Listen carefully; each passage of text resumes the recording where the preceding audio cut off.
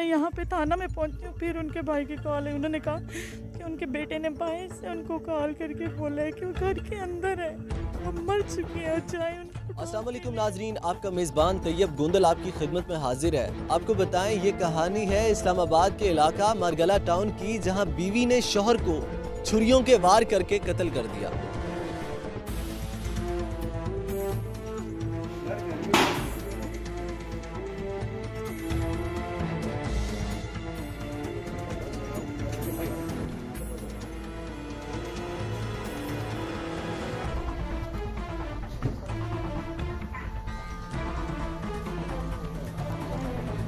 नासिर इकबाल रांझा नामी मकतूल रूबीना नामी बेटी और बीवी के साथ मारगला टाउन में रिहायश पजीर था। नासिर इकबाल रांझा, जिसकी दूसरी बेगम मदीहा नामी मंडी भावलदीन में रिहायश पजीर थी। नासिर इकबाल रांझा की दूसरी बेगम, जो कि मंडी भावलदीन में रिहायश पजीर थी, ने हमारी टीम से राबता किया और बताया कि इसके शौहर को कत्ल कर दिया गया है। मदीहा नामी यह खातून मारगला टाउन में इस खातून के घर पर मौजूद थी, जहां इसको शक था कि नासिर इकबाल रांझा की पहली बेगम रूबीना ने नासिर इकबाल रांझा को कत्ल करके इसकी मैयत को घर के गोदाम में छिपा रखा है। बेहद शोर मचाने के बावजूद मदीहा की किसी ने न सुनी। आखिरकार मदीहा का हमारी टीम से राबता हुआ और हम जाए वकुआ पर पहुंचे। हमने देखा मदीहा अपने ड्राइवर के साथ रूबीना के घर पर मौजूद थी और घर के बाहर खड़ी थी और घर को ताला लगा हुआ था। मदीहा ने बताया, इसको रूबीना के बेटे शाहजेब रांझा ने बताया है कि शाहजेब रांझा की मां ने, जो कि नासिर इकबाल रांझा की पहली बेगम थी, ने नासिर इकबाल रांझा को छुरियों के वार करके कत्ल कर दिया है। ये बात शाहजेब रांझा को इसकी मां रूबीना ने बताई और शाहजेब रांझा ने अपने चाचा से सारा मामला बयान किया। चाचा ने दूसरी बेगम मदीहा को बताया। मदीहा ने फौरी तौर पर टैक्सी पकड़ी और इस्लामाबाद को रवाना हुई। मदीहा नामी खातून और नासिर इकबाल रांझा की पसंद की शादी हुई थी, जिस पर पहली बेगम को इतराज था। दूसरी बेगम मदीहा से नासिर इकबाल रांझा के 3 बच्चे हैं। मंडी भावलदीन में किराया के घर पर रहते हैं। मदीहा इस्लामाबाद पहुंची, मगर मदीहा का इस्लामाबाद में कोई मददगार न था। मदीहा पुकारती रही, चीखती रही, मगर कोई मदद को ना आया। कार रूबीना के घर के बाहर खड़ी थी और घर को ताला लगा। 15 पर कॉल करने के बाद बहुत देर तक पुलिस की जानिब से टाल मटोल किया गया। आखिरकार SHO थाना खन्ना पुल हमरा नफरी मौका पर पहुंचे।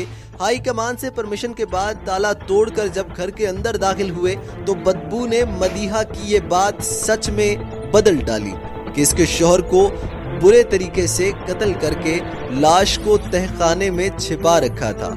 हमरा पुलिस, फोरेंसिक टीम और हमारी मीडिया टीम के जब हम इस घर के अंदर दाखिल हुए तो तहखाने के अंदर बुरे तरीके से नासिर इकबाल रांझा की लाश को छुरियों के वार करके कत्ल करने के बाद तहखाने में लाश को छिपा रखा था। मगर आखिर मदीहा का शक यकीन में बदल गया और मुतलका अफसरान, जो कि मदीहा नामी इस खातून को पागल समझ रहे थे, आपको हैरत ज़दा नजरों से देखने लगे। इस्लामाबाद पुलिस हर पहलू से इंक्वायरी कर रही है। जल्द मुल्जिमान की गिरफ्तारी मुमकिन है। इस खबर से मुतल्लिक हम आगे भी आपको अहम अपडेट्स फराहम करते रहेंगे। हमारे साथ रहिएगा। आप बात करेंगे मदीहा से। मदीहा बताइएगा क्या कहें? बताइएगा सूरत हाल क्या है? मेरी चांद रात को 9:20 से इनसे लास्ट बात हुई है, जबकि मैं सुबह 11 बजे उठी हूँ। 11 बजे उठने के बाद मैंने 11:30 बजे तक वेट किया। 11 से लेकर 3 बजे तक मैंने कॉलें की हैं। कॉल रिसीव नहीं हुई, ना कट हुई, क्योंकि वो कॉल कट करके मुझे कॉल बैक करते थे। जिसके बाद मैंने सोचा कि उनकी बेटी को कॉल करती हूँ, क्योंकि मंडी आई हूँ तो वो भी मुझसे पूछ लेती हैं। मैंने उनकी बेटी को कॉल की।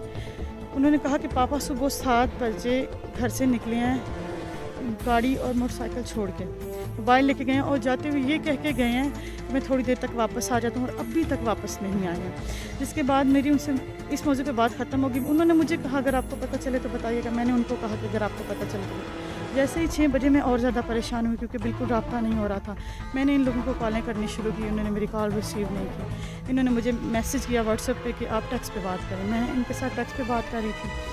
मुझे गुस्सा आया। मैंने इनको बोला कि भाई आप कॉल क्यों रिसीव? इन्होंने कहा कि भाई की बाहर से कॉल है, इसलिए आपकी कॉल रिसीव नहीं कर रहे। मैंने इनको बोला कि मैं कंप्लेन दे रही हूँ। उनकी मिसिंग की। इन्होंने कहा नहीं आप बिल्कुल कंप्लेन नहीं दे सकते, पापा आपको बहुत बेइज्जत करेंगे। मैंने बोला ठीक है बेइज्जत करेंगे, मुझे करेंगे, क्योंकि मेरे हिसाब से उनको 24 घंटे होने वाले थे, बात मेरे साथ हुए। इन्होंने कहा ठीक है आप मेरे भाई से पूछ लें, शाहजेब से, अगर वो परमिशन देते तो आप एप्लीकेशन दे दें। उसके बाद इन्होंने मेरे टेक्स्ट का भी जवाब नहीं दिया। फिर मैंने 11:30 बजे इनको कॉलें करने शुरू की, नाइट के 11:30 बजे भी इन्होंने मेरी कोई कॉल रिसीव नहीं की। इन्होंने फिर मुझे वही टेक्स्ट किया कि SHO आए हुए हैं, मेरे पास सब रिकॉर्ड मौजूद है, SHO चाचू आए हुए हैं, हम उनके साथ बात करें। तब टाइम हो चुका था 12 बजे का। जैसे ही उनके साथ बात ख़त्म होती है हम आपको बताती हैं, मुझे कोई रिस्पॉन्स नहीं मिला। जब सुबह हुई तो मैंने सोचा कि किसी ने मुझे कुछ नहीं बताया ना, तो मैं क्यों ना उनके भाई को कॉल करूं। बल्कि वो मुझे शाम को कह रही थी 12 बजे कि चाचू को हमने बुला लिया है, चाचू दादा वो सब आ गए हैं, हम पापा को ढूंढ रहे हैं। सुबह मैंने 8 बजे उनके बड़े भाई को कॉल की। उनके भाई ने बोला कि हमें तो पता ही नहीं है। उन्होंने इनको कॉलें की, पहले तो इन्होंने मानना ही नहीं। बाद में इन्होंने कहा कि जी वो गए हुए हैं, मिसिंग हैं, आ जाएंगे, ये वो, मतलब उनको तसल्ली देने की कोशिश।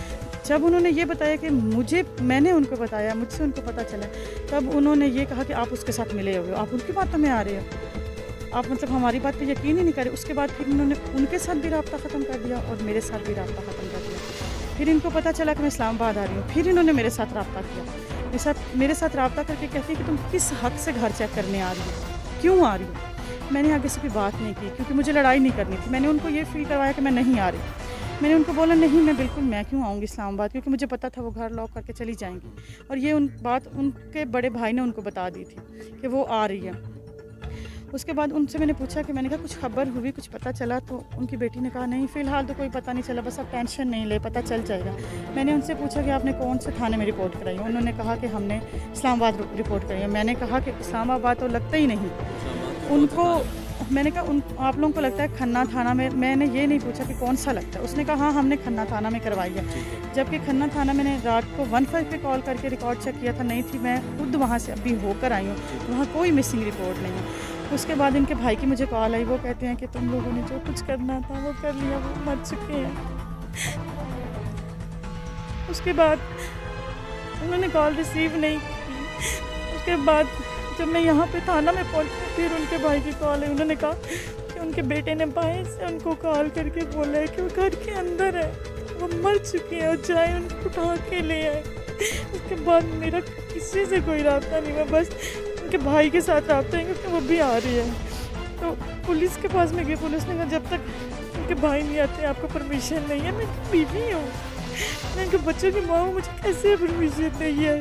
ये मेरा हक बनता है, मैं उनके पीछे जाऊँ, उनको ढूंढूँ, उनको देखूँ। उसके बाद फिर अभी मैं उनके भाई का वेट कर रही हूँ। अगर वो आते हैं तो बाकी का सीन इसके बाद का होगा। और इसी घर के अंदर वो चाहे जिंदा है चाहे मुर्दा है, वो इसी घर के अंदर है, इसके घर के अंदर उनको रखा गया।